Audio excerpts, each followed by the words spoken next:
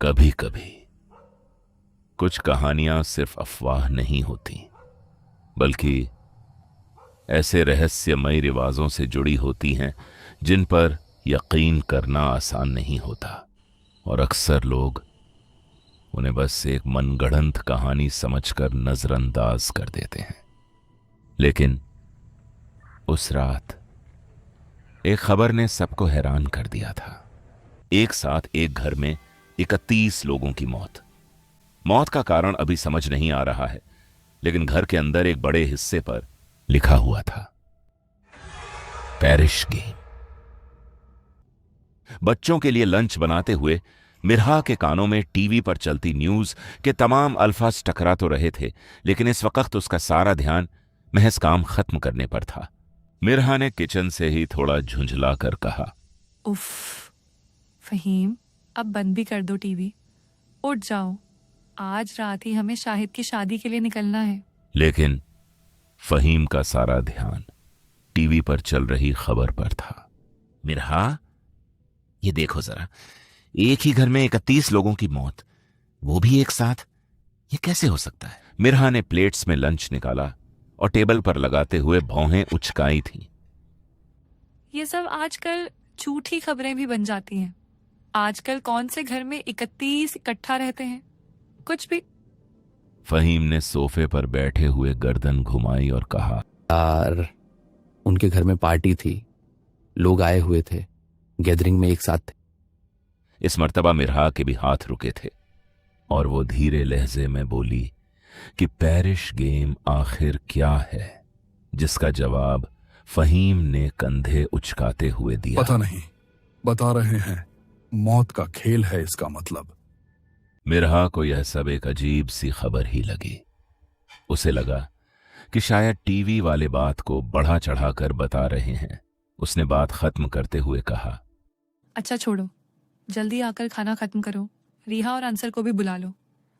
थोड़ी ही देर में सब लोग साथ बैठकर खाना खाने लगे, मगर मिरहा के दिमाग में अब वह खबर घूमने लगी थी। कुछ ही देर बाद वे लोग शाहिद की शादी के लिए निकल पड़े और वक्त पर वह गांव पहुंच भी गए।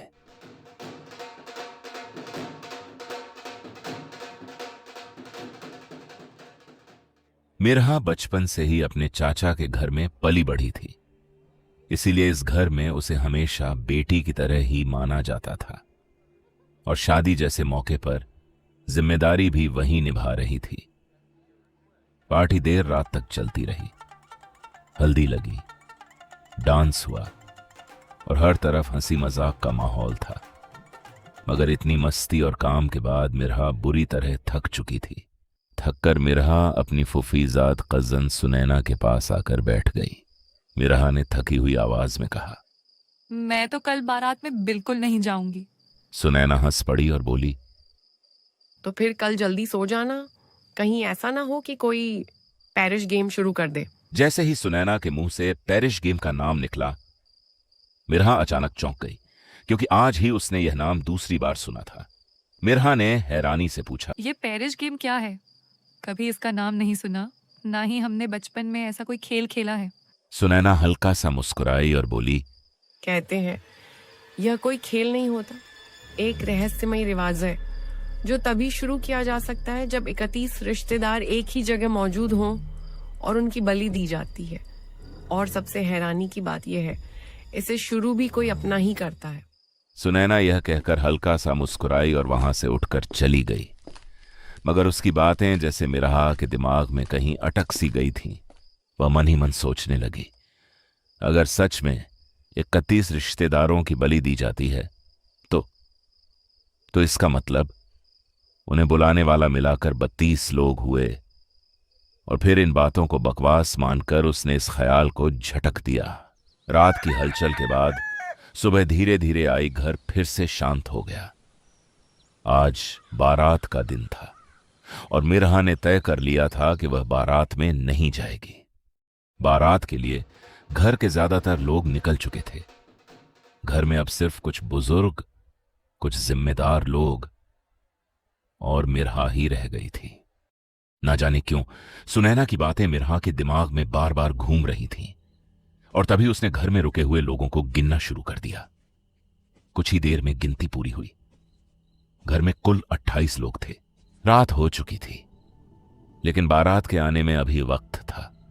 रुके हुए ज्यादातर लोग शायद सोने जा चुके थे।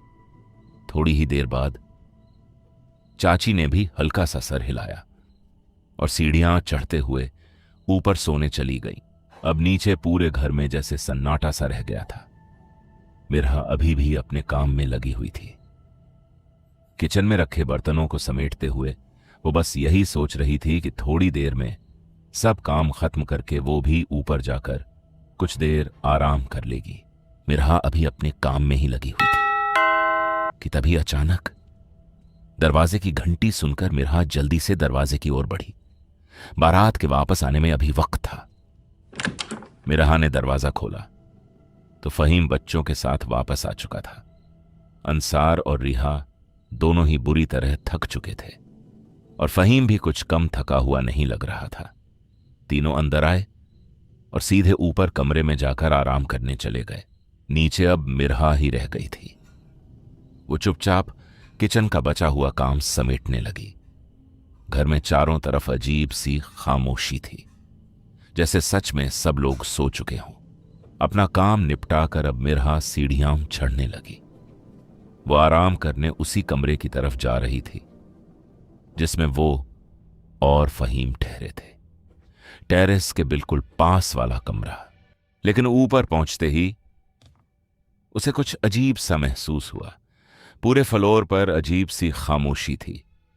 उसने एक एक करके कमरे देखने शुरू किए, लेकिन सभी कमरे खाली थे। यहां तक कि वो कमरा भी जहां फहीम और बच्चे आराम करने गए थे। मिरहा को यह थोड़ा अजीब लगा, लेकिन तभी टेरेस की तरफ से उसे कुछ फुसफुसाहट सी सुनाई दी। उसे लगा शायद सब लोग एक साथ इकट्ठा होकर बात कर रहे होंगे, और यही सोचकर वो धीरे धीरे टेरेस की तरफ बढ़ी। जैसे ही उसने दरवाजा खोला, जैसे ही मिरहा ने टेरेस पर कदम रखा, वो जैसे पत्थर की बनकर वहीं ठिठक गई। पूरी छत खून से जैसे भरी हुई थी और ऊपर तानों की तरह खींची लोहे की तारों पर लाशें टंगी हुई थीं। उनके सिर एक तरफ झुके हुए थे और तार उनके कान से गुजरकर दूसरी तरफ आर पार हो रखी थी, और उन सब के बीच दो काली आकृतियां बिल्कुल खामोश खड़ी हुई थीं। एक लंबी सी आकृति जिसका चेहरा बेहद अजीब और असामान्य था, और दूसरी जिसकी आंखें जरूरत से कहीं ज्यादा बड़ी थी, और वो दोनों बस एकटक मिरहा की तरफ ही देख रही थी। मिरहा का दिल जैसे हलक में आ गया था। उसका पूरा शरीर ठंडा पड़ चुका था। उसकी आंखें उन दोनों आकृतियों पर जमी हुई थीं और उसके कदम धीरे धीरे पीछे हटने लगे। मिरहा का दिमाग अब भी यह सब समझ नहीं पाया था, लेकिन उसके कदम अब खुद पीछे हटने लगे थे, और अगले ही पल वह मुड़कर वहां से भागने की कोशिश करने लगी। लेकिन इससे पहले कि मिरहा वहां से भाग पाती, बहुत देर हो चुकी थी। अगले ही पल एक लोहे की सरिया उसके कान से आर पार हो चुकी थी। मिरहा का शरीर एक झटके से हवा में उछल गया, और देखते ही देखते वह भी उसी लोहे की तार पर जा अटकी जहां पहले से ही बाकी लाशें टंगी हुई थी। और फिर अंधेरे में खड़ी उन आकृतियों में से एक की भारी आवाज गूंजी, 31 बलियां पूरी हुई। और तभी वहीं खड़ी दूसरी आकृति की आवाज सुनाई दी, अपनी इच्छा बताओ लड़की।